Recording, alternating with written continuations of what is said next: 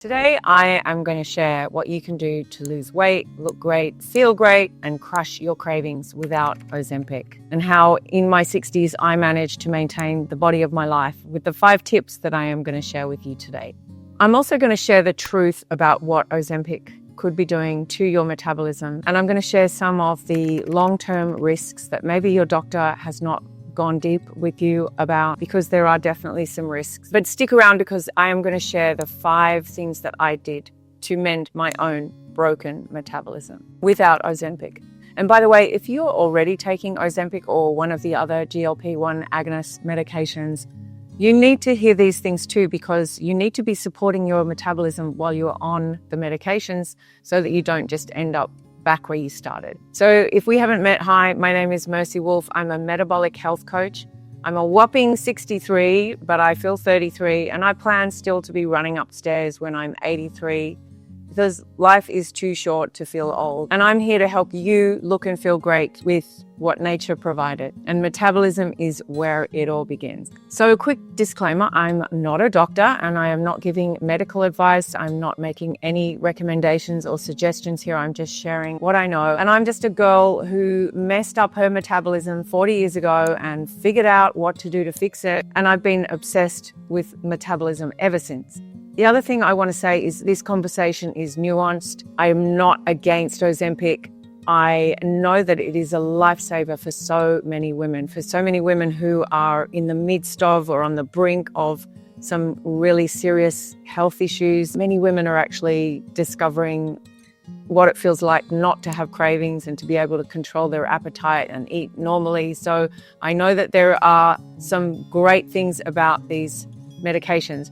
I guess my concern is I think that there are quite a lot of people who maybe aren't quite as desperate, who could benefit from maybe trying a different route where there aren't the same risks involved. But before I do, I just want to let you know that to help you with all of this, I've put together a guide called Metabolic Rescue, which you can download in the link below. And that walks you through all of the science and the reasons that this is happening in a bit more depth about the 5 steps that you can take to crush your cravings and restore your insulin response and get your appetite signaling working properly again. So a little story before I continue. In my 20s, I was addicted to diet pills. So I was always a skinny kid. I could pretty much eat whatever I wanted. My parents had to make me sit at the table to finish my dinner. And I never had a weight issue until my late teens, when I hit the perfect storm. I went on the pill. I started smoking weed, probably ate a little bit too much ice cream and honey on toast with walnuts sprinkled on top. And long story short, a kind friend of mine, said to me at a party, "Oh, Mercy, you look like you've put on a little bit of weight." So I just joined a band. I didn't want to be overweight.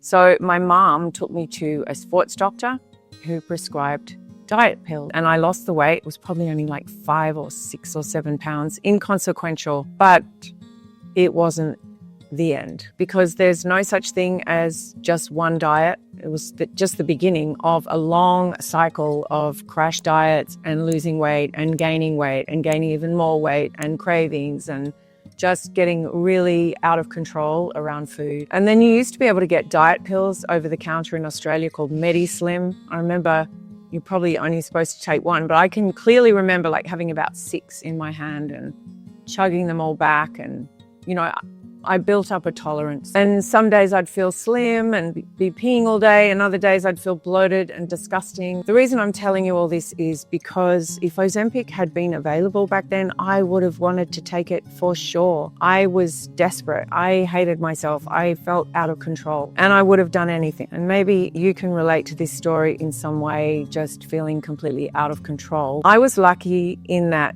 somehow I discovered that the problem was not me, that it wasn't my fault, that it wasn't the diet's fault. With all of the, starvation and the eating and the not eating and the binging and whatever I was doing, it really took its toll on my metabolism, and I realized that that was what I needed to fix. And once I focused on healing the damage that I had done to my body, my energy came back, I started feeling better, I started looking better, and the weight started to come off by itself. And this is what I want to share with you today, that you too can break this cycle of emotional eating, of restricted eating, of starvation, of depriving your body of the whole roller coaster without drugs like I did. Because here's the thing, the GLP-1s are not fixing your broken metabolism. And that's the first thing I want to talk about today. So in some cases, and like I said, it's a very nuanced conversation. In some instances, there is some repair going on to insulin signaling and other aspects of metabolic function. And it is also helping people get their appetite under control or their eating habits under control. But the truth is, most people who are on these medications for any length of time do come away with an even more compromised metabolism. And I'm going to tell you why that is. So let's talk about what these peptides can and can't do. So we have got lots of peptides. We've got thousands of peptides in our body signaling all kinds of processes to take place. And the GLP-1 agonists are doing the job of the peptides that are supposed to be controlling our appetite signaling. And in a lot of people, all of this has gotten all messed up because of the way that we eat, eating too often, eating too much, eating the wrong kinds of food. So we have these GLP-1 agonists. The word agonist means mimic. So they are mimicking the peptides and doing the job for them. And what they're essentially doing is activating the hormones, telling your body that you've had enough to eat. They're quietening down that reward center in your brain, that dopamine part of your brain that's constantly begging for food and just never shuts up about food. They're signaling for your stomach to empty more slowly so you feel full for longer. And they raise insulin to help get your blood sugar under control so the food that you eat gets turned into energy your body can use instead of being turned into fat, which is all amazing stuff. But is it actually healing your metabolism? It's like your body is your car. So your car breaks down in a busy intersection and you've got to get your car out of that intersection. So you call a tow truck and the tow truck comes and tows your car to the mechanic. But once your car is at the mechanic, the tow truck leaves and the car is still broken. So in this situation, your car is your body and the tow truck is Ozempic. So once the tow truck leaves, you still have a broken car. And this is what's happening to so many people who are taking these medications. As soon as they come off them, they're realizing that their engine is still broken and they're still going to have to do the work to fix it. And they find that the cravings come back, the behaviors come back, and the weight comes back. So there was a study in 2022 that showed that everyone in a group over 68 weeks lost 17.3% of their body weight, but within 1 year, on average, they'd gain 2/3 of the weight back. And that is why so many people are being told that they need to be taking these drugs for life. So what helped me to turn everything around all those years ago was discovering what it was that was causing this rebound effect. And that's something called metabolic adaptation. And this is where your body gets really efficient at running on the less food that you're giving it, the more exercise that you're doing. Because I see so many women saying, but I'm only eating, 1,200 calories and I'm doing 5 HIIT classes a week and I'm running 10 kilometers every single day and I feel like I'm doing everything right and nothing is working.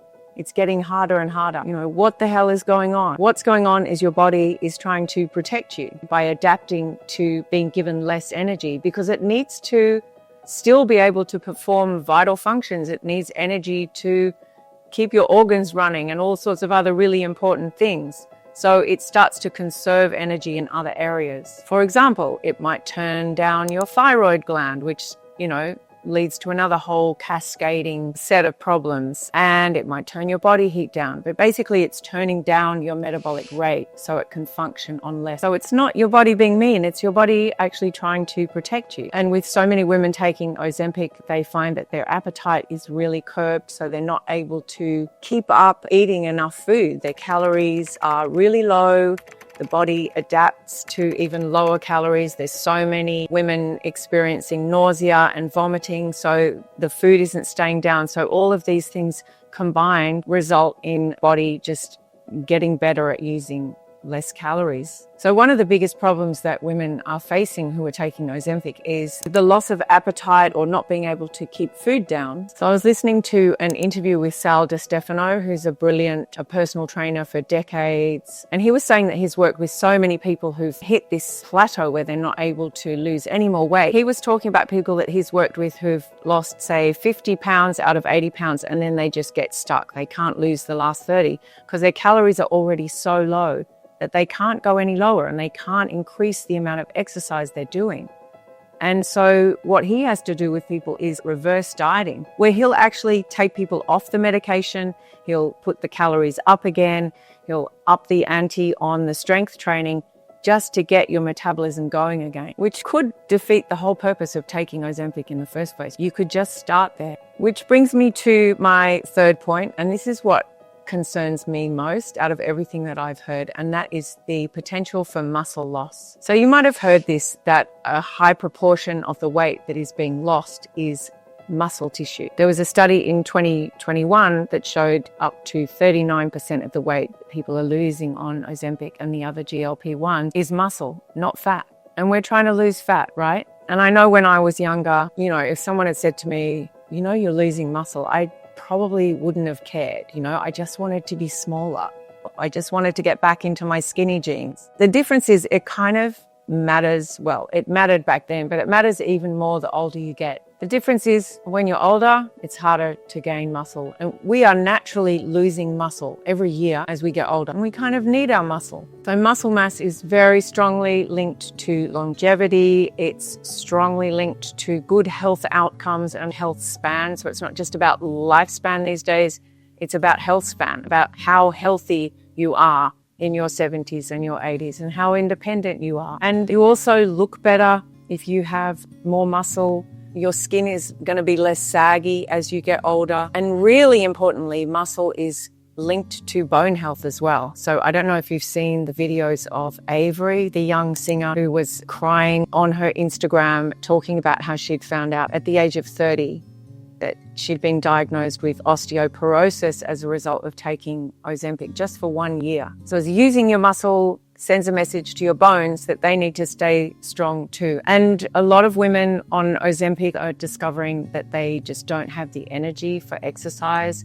They're too weak to work at building muscle. And I imagine that for women who now have got something that's just helping them lose weight, maybe it's causing people to be a little bit lazy even and say, well, the weight's coming off, maybe I don't really need to exercise. And also so many people are struggling to meet their protein targets, as I was talking about before. With decreased appetite, people just cannot force themselves to eat as much protein as they need to build muscle. And aside from the risks, there's also just the fact that muscle is where your body burns energy. So at rest, when you're just sitting and watching TV, it's in your muscle that your calories are being burned. And don't worry, I'm going to tell you in a minute how you can get around all of this naturally, how you can fix your car, how you can have it purring and running really efficiently. But first, there's one more risk we need to talk about, and that is the risk of nutritional deficiencies. So the research on this is still emerging, but there's evidence that the impact on appetite suppression and the nausea and the vomiting that is making it harder for people to keep their food down, and also the fact that your stomach is emptying more slowly into the small intestine, which is where your nutrients get taken up by the body. A lot of the nutrients are not being absorbed into the body. Even if you are trying to eat well, the body has to work harder to absorb the nutrients. So this is contributing to all kinds of problems. Studies are showing that people are deficient in vitamin C, vitamin B, vitamin A, iron, protein, which most women are deficient in anyway, minerals, calcium, phosphorus, magnesium. So what is the solution? After all of that, you're probably wondering, what can I do that I haven't already tried? Well, here are the 5 foundational principles that I used to fix my metabolism all those years ago. And by the way, I didn't follow these 5 steps exactly back then. A lot of them I was just inadvertently doing. And then when I looked back later, I realized that I had just done these things, and this is what helped me. And this is what is going to help you today. So my first tip is to delete harmful foods. Stop eating sugar. Stop eating processed foods, especially processed carbohydrates and seed oils, which are basically vegetable oils. These foods are damaging to your cells. They're causing insulin resistance, and they're taking up the space of nutrients that your body so desperately needs. So the next step is to add the right building blocks, add the right foods, add nutritious foods from whole sources. Get your energy needs met from whole foods in the right balance. As women, we should really be prioritizing protein. We need to really watch our protein. In the resource, I go into more detail about this. We need to be eating healthy fats and stop being afraid of fats. I'm a big proponent of animal protein, animal fats, and all of this helps to keep you full for longer. It helps to get rid of the cravings, and it helps to boost fat burning, which is what this is all about. Tip number 3 is to get into a state of ketosis. So one of the most powerful ways to crush cravings and to restore your metabolic health, get your appetite signaling back again, is to get into a state of ketosis. Ketosis is where your body is burning fat as its primary fuel source instead of glucose. It's a much more efficient way of burning energy, and we should really be metabolically flexible. So we should be able to switch comfortably between burning glucose for fuel and burning fat for fuel. But most people, because of the way that we've eaten, because of our lifestyles, our bodies have forgotten how to burn fat. So this involves a combination of shifting your macronutrients, so your balance of protein, carbs, and fats. And I've talked more about this in the guide. And also strategic fasting. So you've probably heard about intermittent fasting. When I think it was like 1988, I did this diet called Fit for Life, which taught you to eat only in an 8-hour window. I didn't know it back then. I just called it skipping breakfast, but I was actually intermittent fasting. I've been pretty much intermittent fasting for 40 years. And I realize now that I was probably in a state of ketosis a lot of the time. And I'm sure that helped me to restore my metabolism all those years ago. Tip number 4, I've already spoken about this, is to start strength training.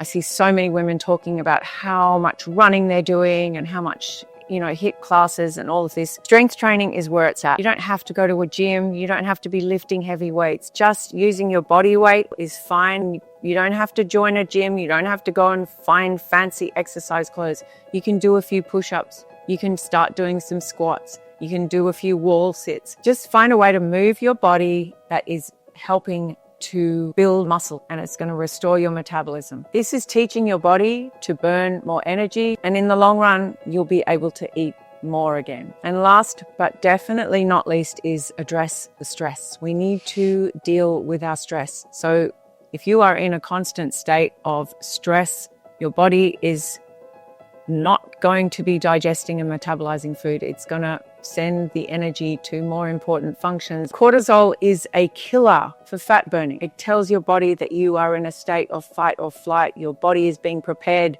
for action.